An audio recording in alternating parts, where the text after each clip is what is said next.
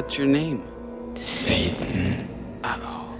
I told you, look at him. He's the perfect man to help us blow up the Quahog Bridge. More than 600 children suffered from convulsions and vomiting after watching a television cartoon program.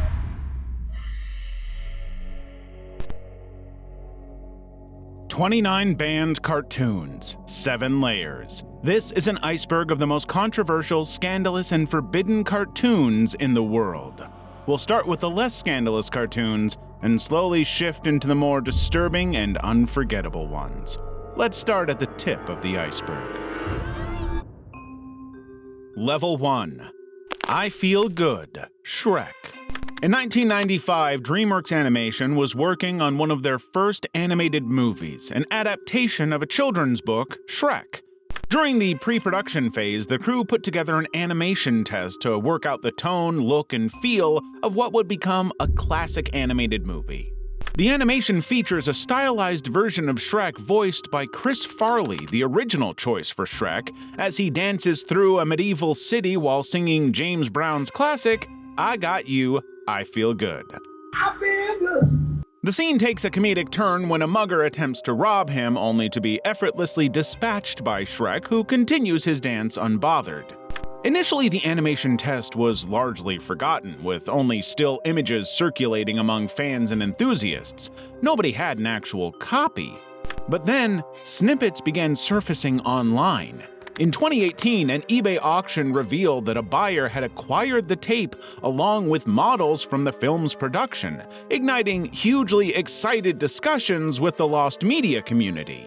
The full animation remained elusive until November 23, 2023, when Barry E. Jackson, one of the original production designers, uploaded the complete test to YouTube, along with the audio. The animation test is wildly different from the movie DreamWorks ultimately produced.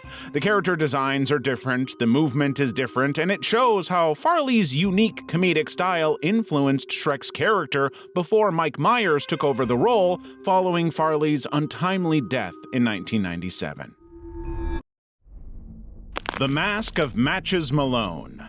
The Mask of Matches Malone is an episode of the animated series Batman, the Brave and the Bold, originally intended as the 17th episode of Season 2. However, the episode was temporarily withheld from airing in the United States due to content issues. The episode's plot revolves around Batman, Huntress, and Black Canary pursuing Two-Face, with Catwoman also getting herself involved. But during an undercover operation, Batman suffers amnesia and begins to believe he is actually the gangster Matches Malone, forcing the female heroes to contend with both the amnesiac Batman and Two-Face. What sets this episode apart is the unique approach to Batman's character. For the majority of the story, Batman operates under his Matches Malone persona, an unmasked, undercover identity rarely that has ever been seen in a Batman story before. Batman was basically the episode's villain.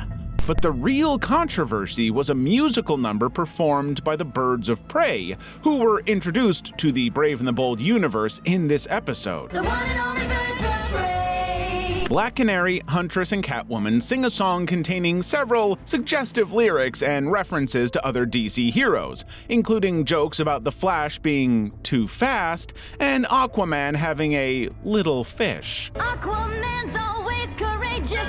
His little fish, less outrageous. The original animation featured Huntress making a suggestive gesture while singing that line about Aquaman, which was later replaced with a shot of a fish tank. Due to concerns over the suggestive content in the musical sequence, the episode was initially delayed for North American release. Despite not airing on US television during its original run, the episode was made available through other means. It debuted online on December 5, 2010, and was later included in home video releases.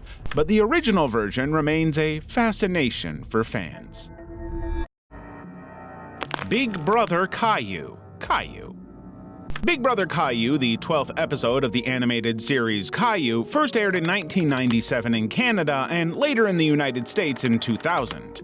However, the episode quickly became notorious for its controversial content, leading to its eventual ban. The plot centers around Caillou's jealousy towards his newborn sister Rosie as he struggles with the new dynamics of being a big brother. However, the real controversy comes from a particularly disturbing scene where Caillou pinches Rosie, resulting in a realistic and distressing cry from his little sister.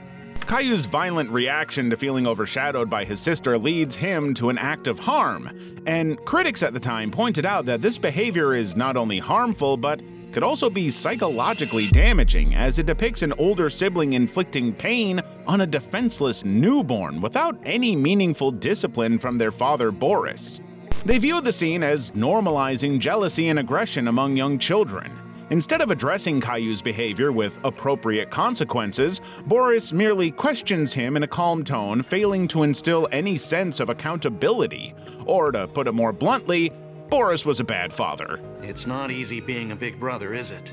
But now that you are a big brother, you can protect Rosie. This lack of discipline contributes to the perception that Caillou is a karma Houdini, a character who escapes repercussions for his actions, which can send troubling messages to young viewers about conflict resolution and sibling relationships, especially if they're harming one another. The episode also includes scenes that some viewers found inappropriate for its target audience, such as gross-out humor related to diaper changing.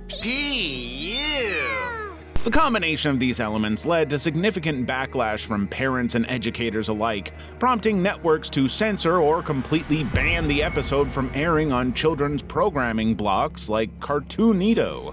The negative reception is reflected in its low IMDb rating of 2.1 out of 10, marking it as one of the most widely disliked episodes in the Caillou series.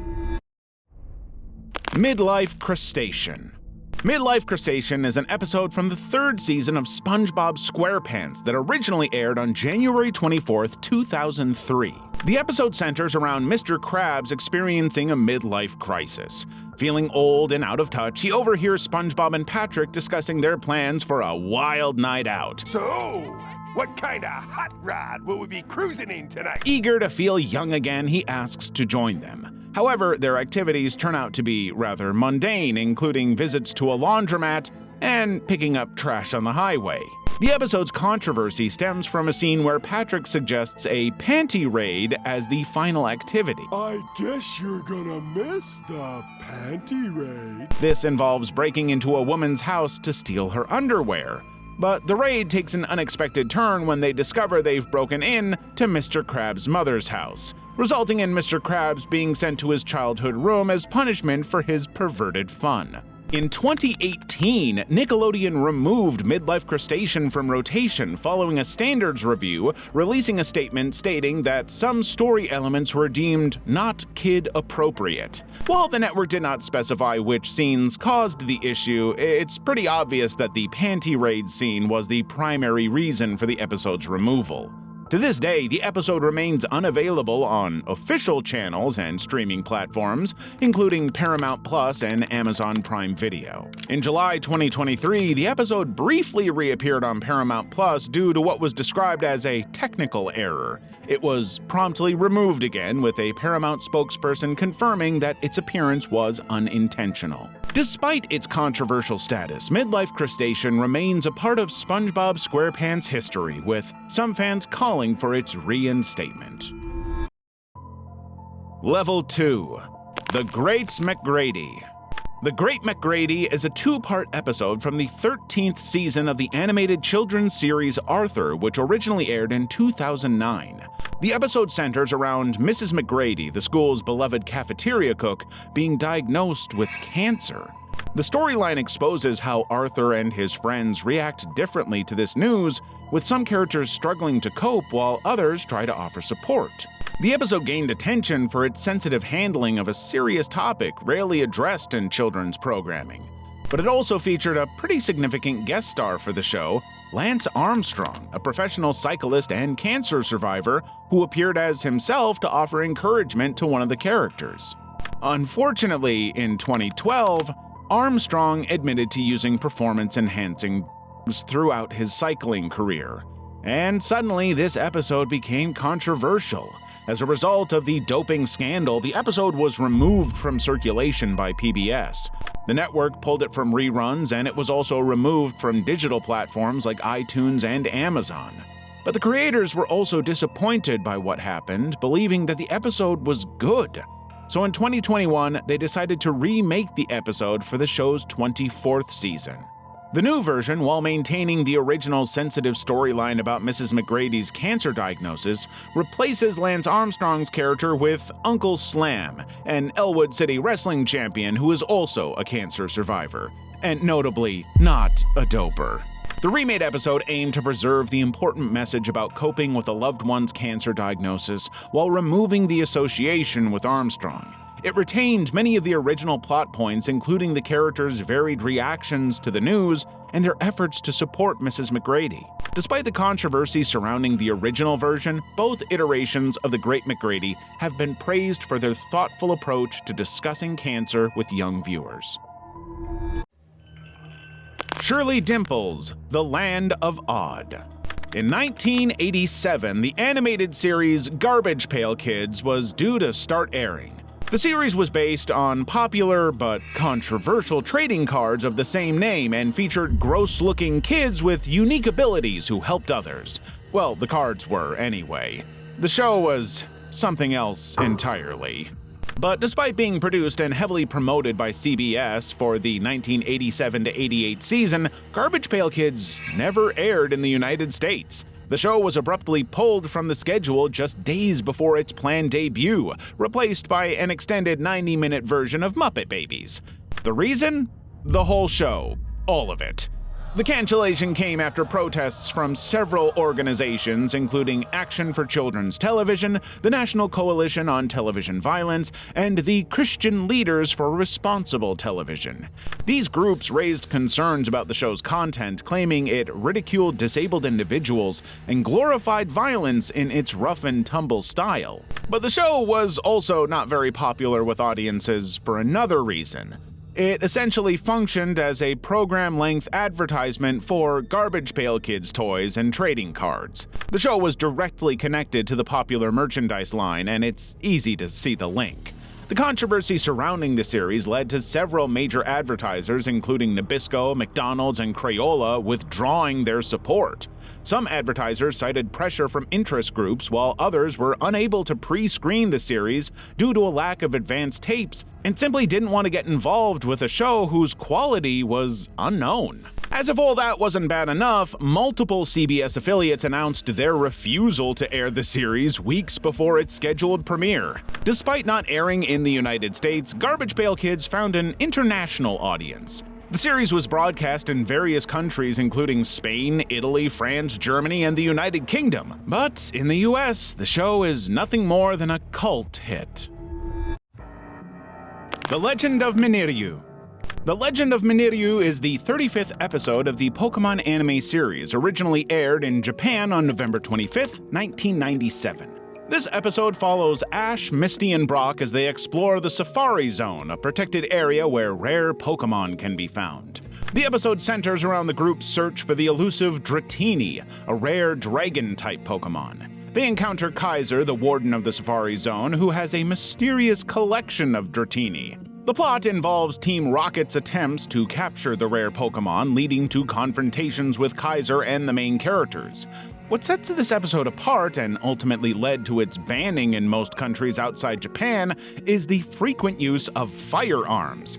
Kaiser is depicted wielding and firing guns multiple times throughout the episode. In one particularly controversial scene, Kaiser points a revolver directly at Ash's head. And while these scenes were intended for comic effect, they were deemed too intense for international audiences, especially considering the show's young target demographic. The episode's content posed a significant challenge for 4Kids Entertainment, the company responsible for localizing Pokemon for Western audiences. Unlike some other episodes with brief or exaggerated depictions of weapons, The Legend of Miniryu featured realistic firearms used repeatedly, making it impossible to edit or censor the episode without significantly altering its content. As a result of the banning, a notable plot hole was created in the international versions of the anime. This episode is where Ash catches his 30 Tauros, which appear in later episodes. Without this context, viewers outside Japan were left confused about the sudden appearance of these Pokemon in Ash's collection. The episode has never been officially dubbed or aired in English. However, some dedicated fans have created unofficial English dubs, which circulate on the internet. Blue Cat Blues. Blue Cat Blues is one of the most controversial episodes of Tom and Jerry. This 1956 episode stands out not for its racism or general offensiveness, but for its unusually dark themes and extremely bleak tone. It's a far cry from the typical slapstick humor associated with the series. The plot revolves around Tom's infatuation with a female white cat who ultimately chooses the wealthy Butch over him. Throughout the episode, Tom desperately tries to win her affection by spending increasingly large sums of money, even taking out a predatory loan. Meanwhile, Jerry narrates the story, expressing concern for his friend's well-being. As the episode progresses, Tom's mental state deteriorates. He begins drinking milk excessively, which is clearly portrayed as a metaphor for alcoholism. The cartoon ends with both Tom and Jerry sitting on railroad tracks as a train approaches, and then we cut to black, implying that, yes, both. But contrary to popular belief, Blue Cat Blues was not actually banned. It aired as a rerun on various networks, including TBS and TNT in the 1990s. However, the episode has faced criticism and censorship in some regions due to its mature themes and depiction of. It's not a popular episode. The episode's dark content has led to its limited distribution and occasional removal from rotation on children's programming schedules. Some networks have even chosen to air it with content warnings or during late-night slots. But for the most part, networks do everything they can to avoid the episode, which is the exact opposite of what you want to do with our content. Subscribe now if you want to see more. Level 3. Minnie Takes Care of Pluto. Minnie Takes Care of Pluto is a controversial animated short from the Mickey Mouse Works series that aired in 2000.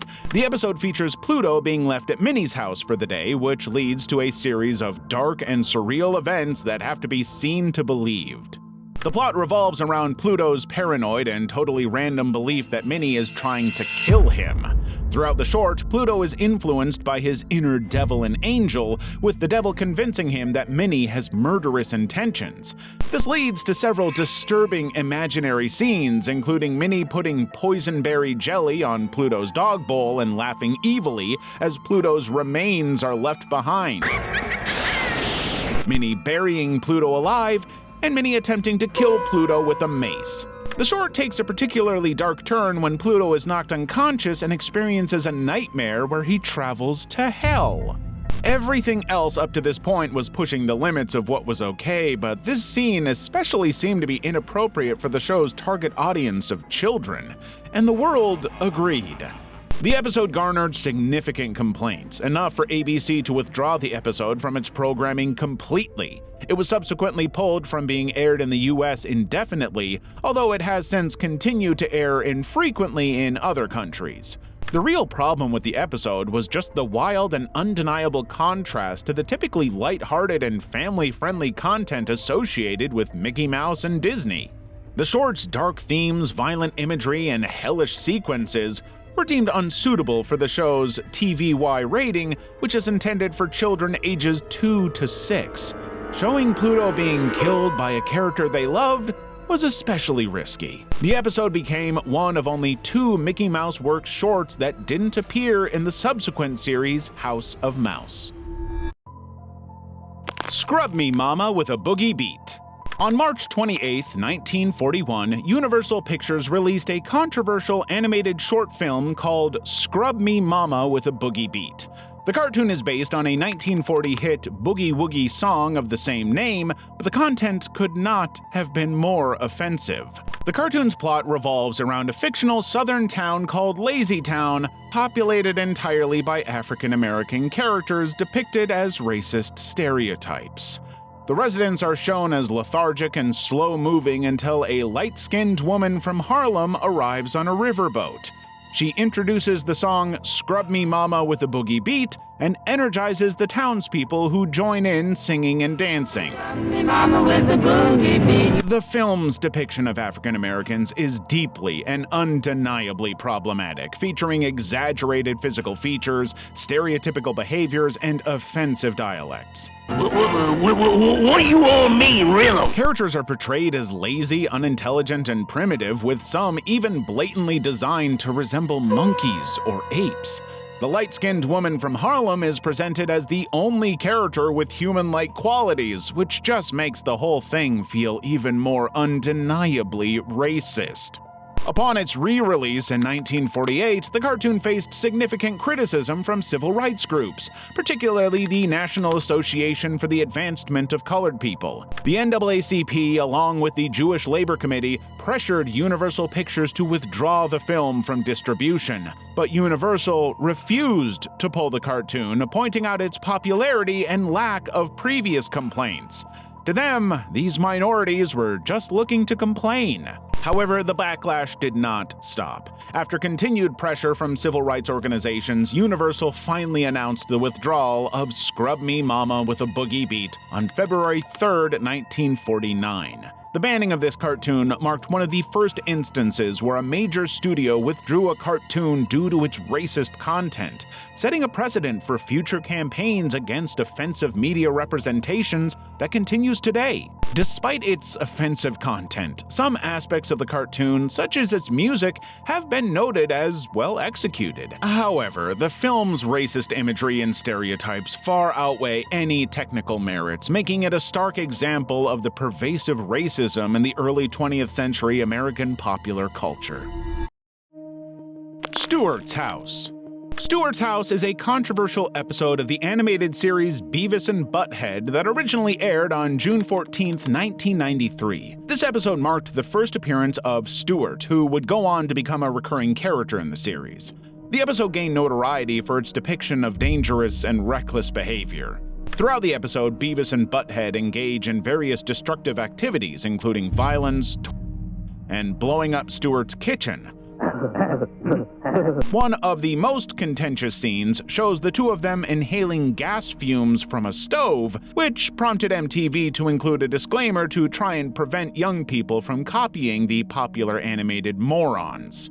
But by October, the controversy around the episode hit a new level when a tragic incident occurred in Moraine, Ohio. A 5-year-old boy named Austin Mesner started a fire that resulted in the death of his 2-year-old sister, Jessica. The boy's mother attributed her son's actions to his exposure to Beavis and Butthead, specifically citing their fascination with fire. But the connection between the show and the incident was immediately disputed, with reports indicating that the family didn't even have cable television to watch the show. However, MTV took action to prevent the show from getting blamed for any potential future issues.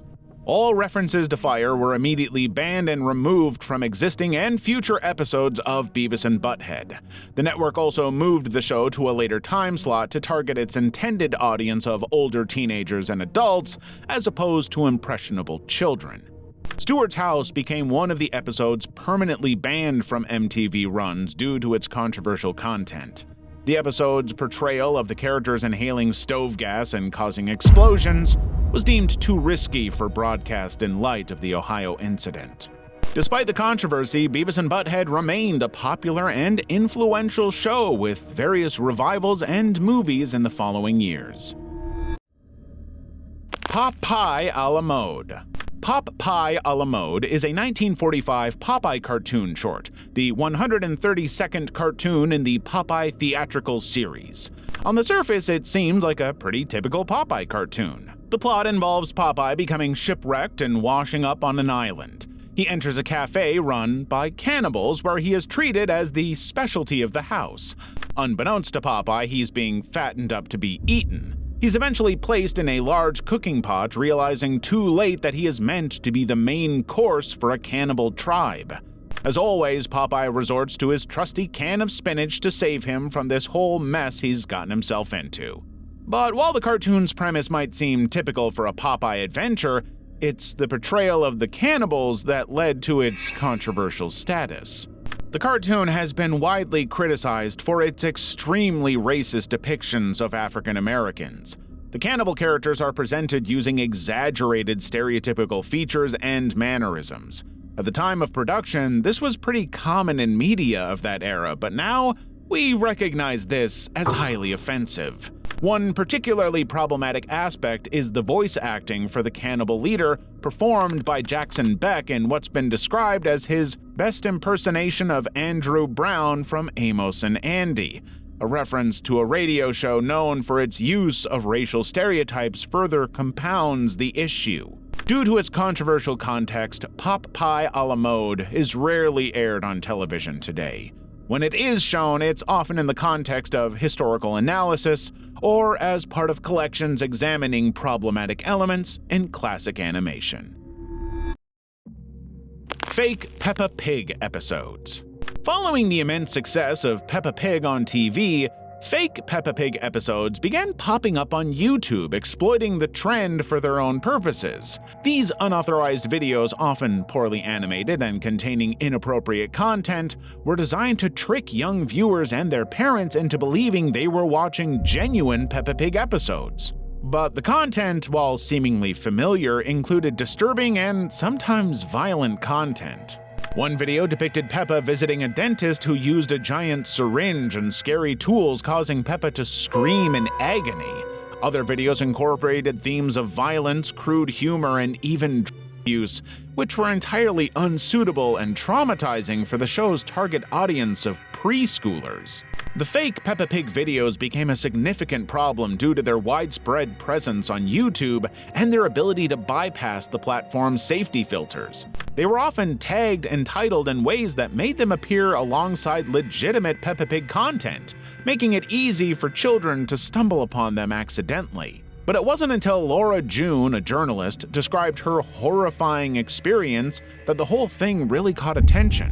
Her 3-year-old daughter was watching what she thought was a genuine Peppa Pig episode, only to witness the sight of Peppa wielding a syringe. In response to the growing concern, YouTube took steps to remove these fake videos. The platform increased its efforts to manually review flagged content and remove inappropriate videos within hours. YouTube also encouraged parents to use the YouTube Kids app and turn on restricted mode to limit access to potentially harmful content.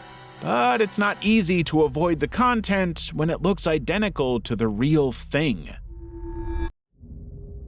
Der Führer's Face. In 1943, as World War II was nearing its end, Walt Disney Productions released a brand new short, Der Führer's Face, starring Donald Duck. In the cartoon, Donald Duck is portrayed as a reluctant citizen of Nazi Germany, or Nazi land, forced to work long hours in a munitions factory under harsh conditions. The film uses exaggerated German stereotypes and Nazi imagery to mock fascism, intending to boost American morale during World War II. It features a caricatured band of Nazi leaders, including Joseph Goebbels and Heinrich Himmler, playing music and saluting Hitler, all in a hugely over-the-top exaggerated style. The short went on to win the Academy Award for Best Animated Short Film in 1943, but despite its initial popularity and critical acclaim, Der Führer's Face became controversial in later years due to its content and depictions. Disney has done its best to prevent the short being officially released under its name, hoping to avoid the image of Donald Duck aligned with the Nazis.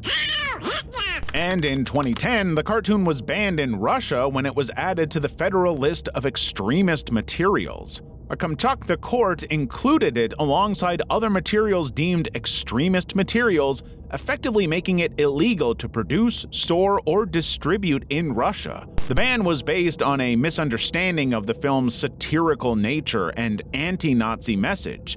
They thought the short promoted Nazism. However, in 2016, the highest court in Russia overturned the ban. Prosecutors explained to the court that the cartoon was a classic Walt Disney production made as part of an anti-Nazi propaganda campaign. They argued that the film used satire to mock Nazi ideology rather than promote it. Despite its initial ban, the film remains an important artifact of American wartime animation. Level 4. When You Wish Upon a Weinstein. In 2000, the creators of Family Guy wrote an episode for Season 2 called When You Wish Upon a Weinstein. The episode's plot revolves around Peter Griffin, who believes in the stereotype that Jewish people are better with money. After losing the family's savings, Peter prays for a Jewish person to help him with his financial troubles. When Max Weinstein, a Jewish man, has car trouble outside the Griffin home, Peter sees it as a sign and enlists his help. Hi, my name's Max Weinstein. My car just broke down. May I use your phone? Impressed by Max's financial acumen, Peter becomes convinced that converting his son Stewie to Judaism will make him more successful in life. This leads to a series of events where Peter attempts to arrange a bar mitzvah for Stewie, much to the dismay of his wife Lois. The episode never aired in Season 2, held back by Fox executives due to concerns about its content. The main concern was that its content could be interpreted as anti-Semitic. Despite the show's creators' intentions to satirize stereotypes, the network feared potential backlash from Jewish viewers and organizations, but they were also afraid of Disney. The episode features a musical number called I Need a Jew, a parody of the Disney classic When You Wish Upon a Star. So I'll wish upon a star. The parody later became the subject of a lawsuit filed by Born Music Publishers in 2007, claiming copyright infringement. But Fox and Family Guy won the lawsuit in 2009. The episode remained unaired on Fox for 4 years after its initial production. It eventually made its television debut on Cartoon Network's Adult Swim block on November 9, 2003. Fox finally aired the episode on December 10, 2004, and the episode has remained in circulation since. Family Guy episode you've never seen. Next Sunday at 11 p.m. on Adult Swim. The Adventures of Mark Twain. In 1985, a stop-motion animated movie called The Adventures of Mark Twain released all across America. The movie follows Mark Twain and 3 of his fictional characters, Tom Sawyer, Huck Finn, and Becky Thatcher, as they embark on a fantastical journey aboard an airship to meet Halley's Comet. The film's unique claymation style and ambitious storytelling set it apart from other animated features of its time, combining various stories and themes from Twain's works to create a patchwork narrative that explores the author's life, philosophy, and literary creations. But one particularly disturbing section of the movie meant that it would never be broadcast on television. This scene, based on Twain's story The Mysterious Stranger, features a character named Satan who creates and then destroys a miniature civilization. What's your name? Satan. The sequence includes unsettling imagery and themes that were deemed inappropriate for children who were perceived to be the target audience. The film was initially tested with teens and college students who loved what they saw, but the studio didn't want to release it for them. The unique visuals convinced them that children would respond much better despite the complex themes and dark content. That's why the movie got a G rating and was marketed to the very audience that got traumatized. The movie unsurprisingly struggled at the box office, earning only $849,915 against a budget of $1.5 million. The film's limited theatrical release and subsequent banning from television have contributed to its status as a cult classic and a source of trauma for many unsuspecting children. The Kitchen Casanova. Throughout the 1990s, Cartoon Network allowed aspiring animators to produce original shorts to be aired on their What a Cartoon series. That series ended up launching some major hits for the network, including Dexter's Laboratory, Johnny Bravo, Courage the Cowardly Dog, Cow and Chicken, I Am Weasel, and the Powerpuff Girls. But one of the one-offs that's most notable was The Kitchen Casanova, a short animated film. Directed by John McIntyre, the plot revolves around Casanova, a first-time cook attempting to make an impressive meal for his date Doris.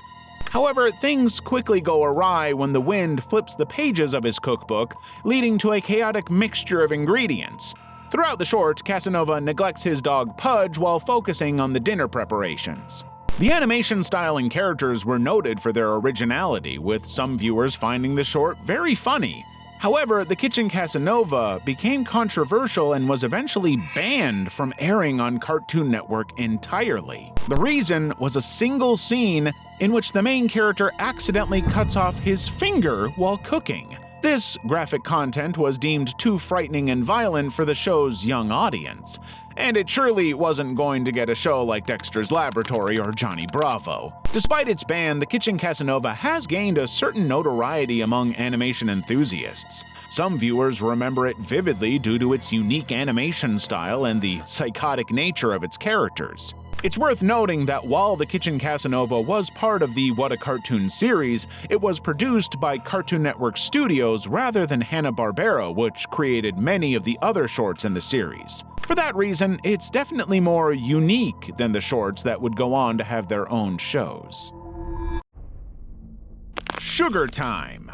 The Postcards from Buster episode titled Sugar Time aired on February 2nd, 2005, but the episode became an unexpectedly controversial one for PBS, all because of its depiction of a same-sex couple. In the episode, Buster visits Hinesburg, Vermont during the Sugar Time season to learn about making maple syrup and other aspects of rural life. He spends time with a family that includes two mothers, Karen Pike and Jillian Piper, and their 3 children. The episode portrays the family as part of the broader community without focusing on their sexual orientation. They simply exist. But when the depiction of the lesbian couple came to public attention, all hell broke loose. Then U.S. Secretary of Education Margaret Spelling criticized PBS for using federal funding to produce an episode featuring a same-sex couple, claiming the content was inappropriate for a publicly funded children's program and would brainwash children. She requested PBS to refund the money used for its production if it aired,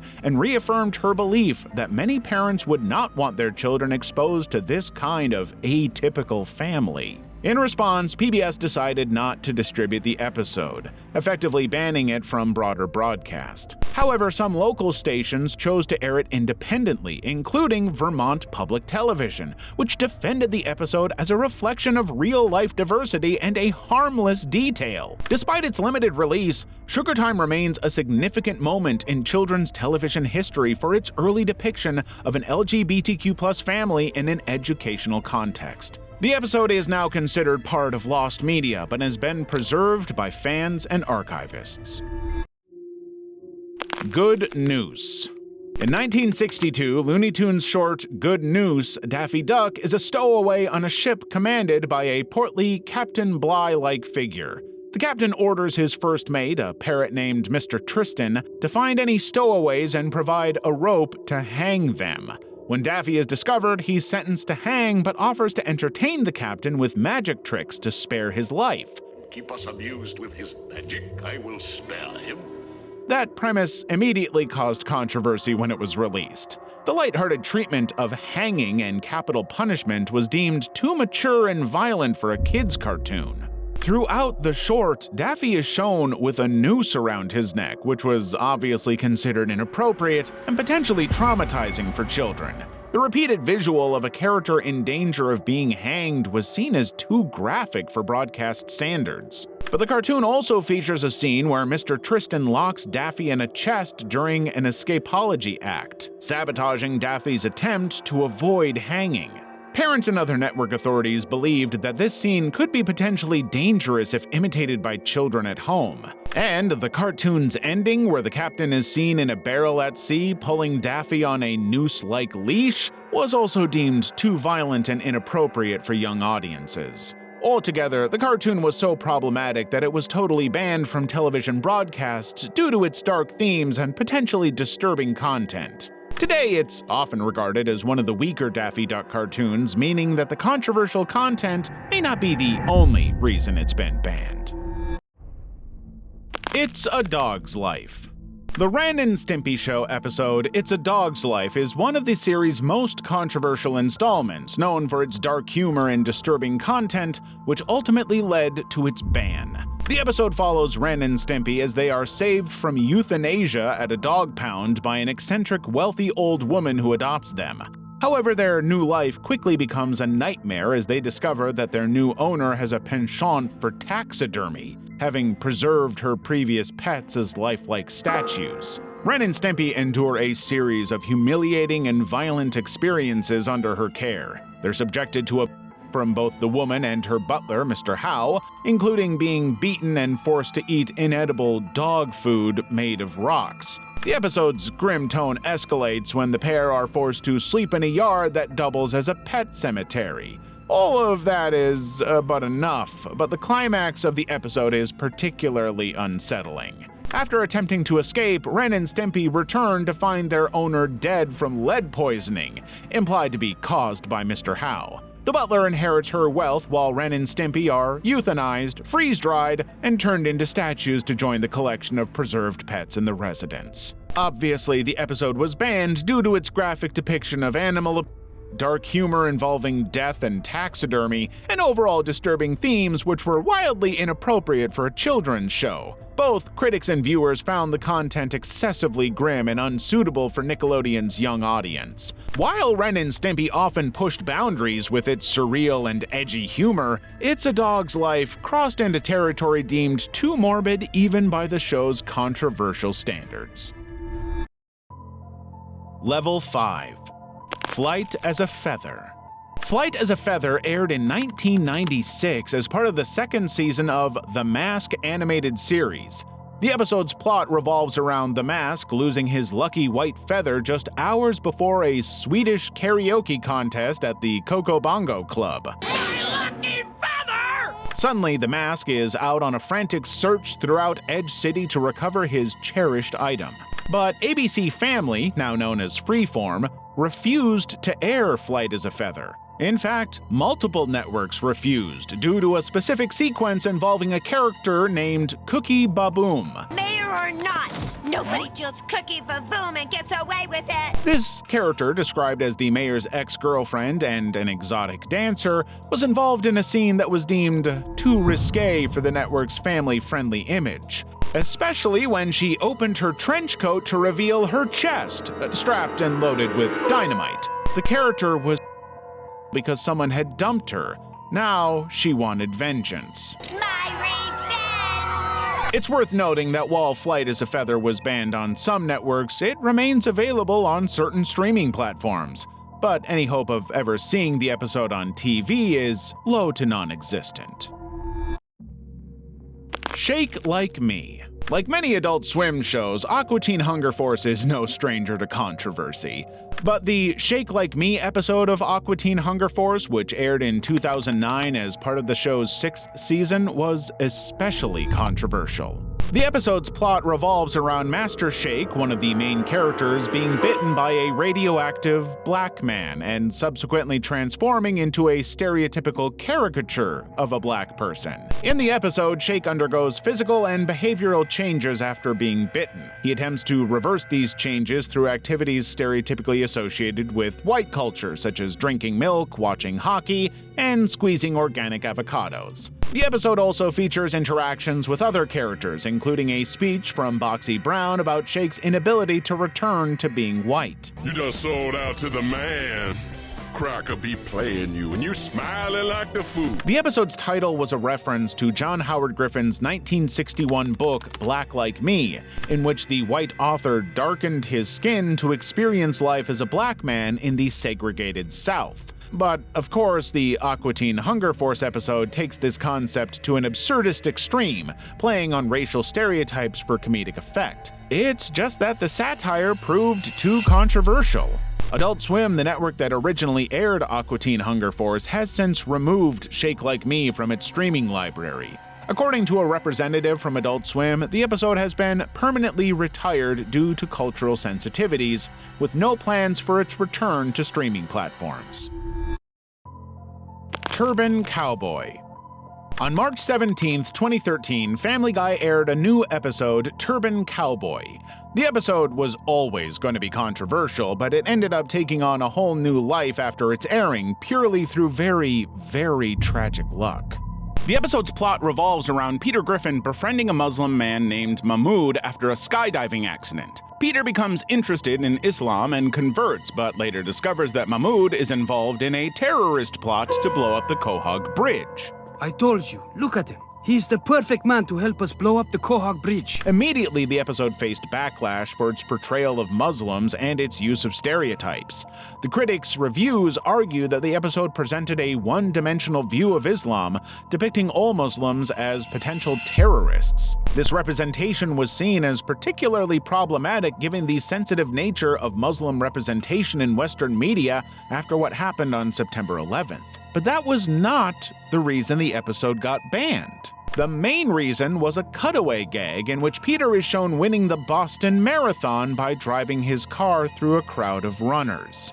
Just under a month later, on April 15, 2013, the Boston Marathon bombing happened, a devastating tragedy that led to many lost lives, and the internet immediately began linking it to Family Guy.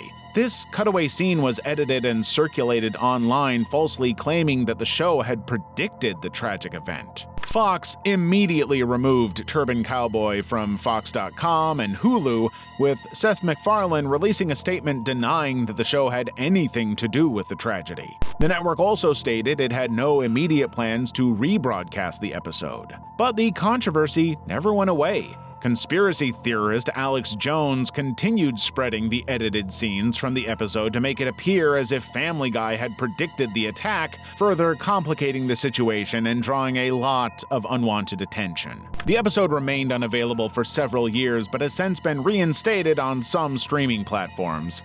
However, it continues to be regarded as one of Family Guy's most controversial episodes.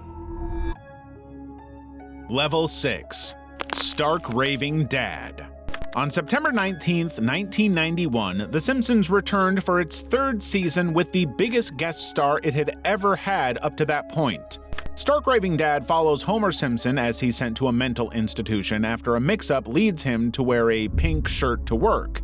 There, he meets a large white man who claims to be Michael Jackson. What'd you say your name was? Michael Jackson. Doesn't ring a bell. Homer, unfamiliar with the real Michael Jackson's appearance at that point, believes him and invites him to stay with the Simpson family. Michael Jackson really did provide the voice of Leon Kapowski, the man claiming to be Jackson, but due to contractual obligations from Jackson's side, he was credited under the pseudonym John J. Smith. And just to play a very confusing prank on his brothers, Jackson provided only the speaking voice for Leon, while his singing parts were performed by Kip Lennon, a sound-alike. When the episode aired, it was extremely well received and became one of the most famous and popular episodes of The Simpsons right away. When Michael died in 2009, the episode was rerun as a tribute to him. But then, the episode's status changed dramatically in 2019. The release of the documentary Leaving Neverland brought more attention to allegations of Jackson's inappropriate behavior with minors. Suddenly, Michael Jackson was not someone anyone wanted to be associated with, including The Simpsons. The episode was immediately pulled from circulation, a decision made by Simpsons executive producer James L. Brooks, Matt Groening, and Al Jean. Brooks said at the time that removing the episode feels clearly the only choice to make after watching the documentary and its harrowing contents. He described it as a treasured episode, but emphasized the need to show compassion for Jackson's alleged victims. But the episode wasn't just pulled from the air, it was pulled everywhere. The episode was removed from all streaming platforms, including Disney Plus, and future DVD releases, as well as syndication, making it effectively banned from further distribution anywhere. The decision sparked massive debate about whether or not it was an overreaction, whether the art should have been preserved, or whether it was the right ethical decision. The episode remains one of the greatest in The Simpsons' run, even though it's almost impossible to track down.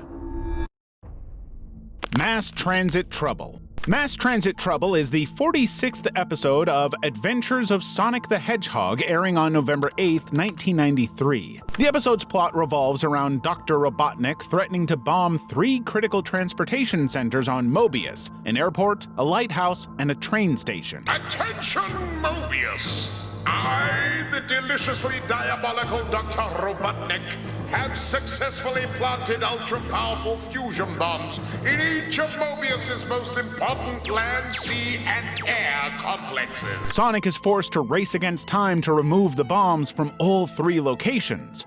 But the episode has been banned not just once, but multiple times because of its content and some truly unfortunate timing. Initially, the episode ran for approximately a year and a half, but after the 1995 Oklahoma City bombing, it was pulled from circulation. As time passed and the incident faded from immediate public consciousness, Toon Disney decided to reintroduce the episode to its lineup, but even that was short-lived. After about 3 years of airtime on Toon Disney, Mass Transit Trouble was once again removed from circulation in 2001 after another deadly tragedy. The episode's themes of bombing public transportation hubs were deemed too sensitive in light of real-world events, which were still unfolding at the time. While the episode has never been rebroadcast since the September 2001 attacks, it's widely available online, often posted to YouTube in its original uncut version.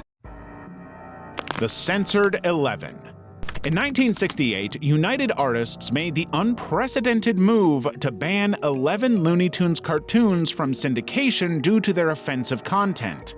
The Censored 11, as they came to be known, were produced between 1931 and 1944, and they haven't been officially broadcast on television since their ban. The cartoons were deemed too offensive for contemporary audiences due to their exaggerated features, racist tones, and outdated references. For example, All This and Rabbit Stew features a black Proto-Elmer Fudd character with oversized clothing, a shuffling movement, and a mumbling speech.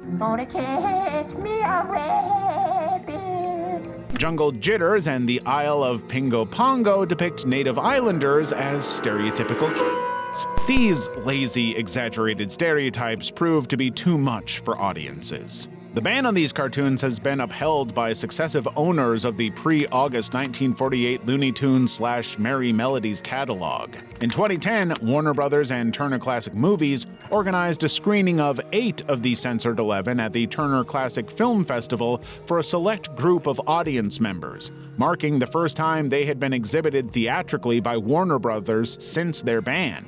Despite attempts to re-release these cartoons, cultural sensitivities have prevented any movement. In 2010, Warner Brothers announced plans to release all Censored 11 cartoons uncut on DVD through the Warner Archives program, but this release was ultimately scrapped in 2018 due to changing cultural sensitivities and audience backlash. The Censored 11 reflects a time when racial stereotypes were commonplace in mainstream entertainment, but it's unlikely that they'll ever be released publicly. Level 7. Out West. In 1992, the Ren and Stimpy show aired Out West, a highly controversial episode featuring Ren and Stimpy in a Wild West setting, where they encountered 2 sheriffs obsessed with hanging people. The plot revolves around the sheriff's enthusiasm for hangings, which they treat as some kind of sport. They actually admit to having hanged nearly everyone in town as if it's a major achievement. When Ren and Stimpy arrive, they immediately draw the attention of these lynching enthusiasts.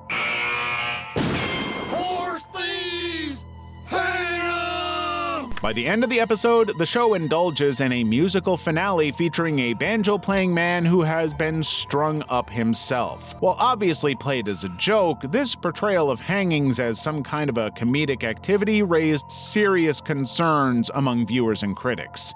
In the UK, the British Board of Film Classification banned the episode outright, saying that the subject of hanging is treated humorously. They felt that Ren and Stimpy was targeted toward children, and showing capital punishment in a lighthearted manner would send a poor impression to this highly impressionable audience. But as we've seen in this video alone, the controversy surrounding Old West is just a small part of a much larger pattern of censorship and content disputes that plagued the Ren and Stimpy show throughout its run.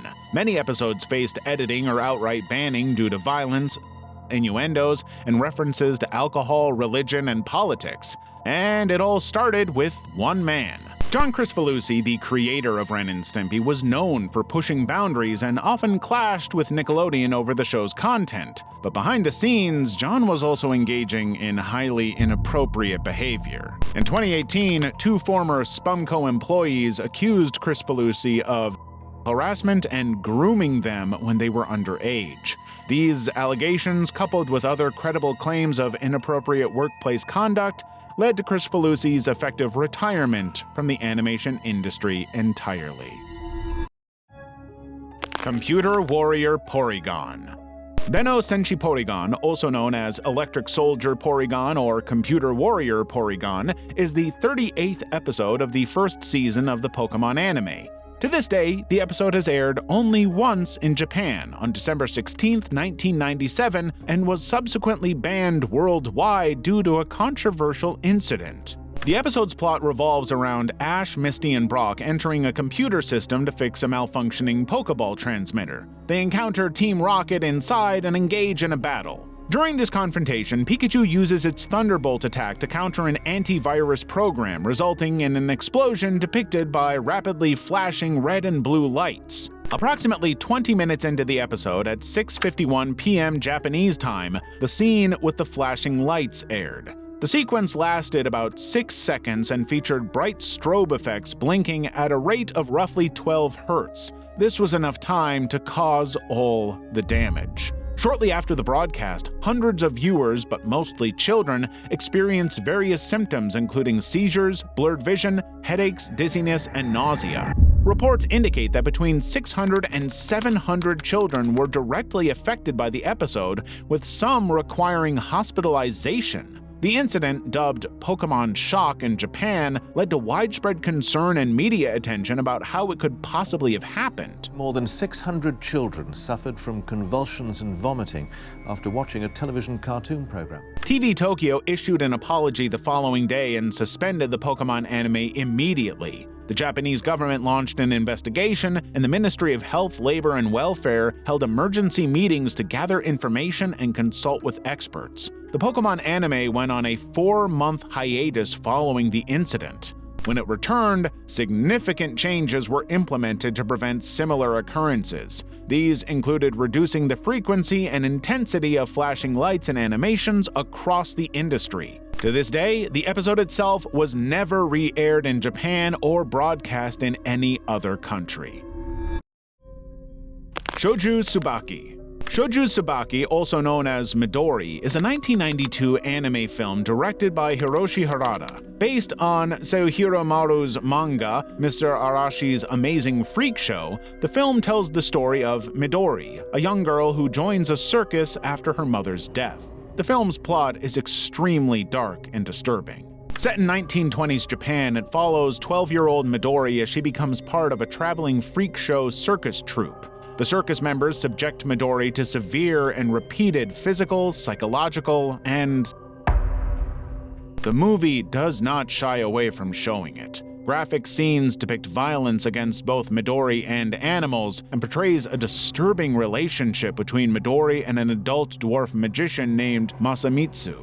As soon as it was released, Shouju Tsubaki gained notoriety for its extreme content and has been banned in numerous countries, including Japan. The primary reason for its ban includes graphic depictions of and extreme violence and gore, animal cruelty, and its disturbing, unflinching psychological themes. Hiroshi Harada had wanted to make the movie for years. However, the film's controversial nature made it difficult for him to find funding or even support. He ended up using his own savings to finance the project, drawing every frame of the movie himself, a process that took several years. But despite its banned status, Shouju Tsubaki has developed a cult following. Some viewers and critics argue that the film attempts to address serious issues of and trauma, while others see it as exploitative trash purely designed to be shocking. The extreme content and the film's limited availability have contributed to its reputation as one of the most controversial and disturbing anime ever made,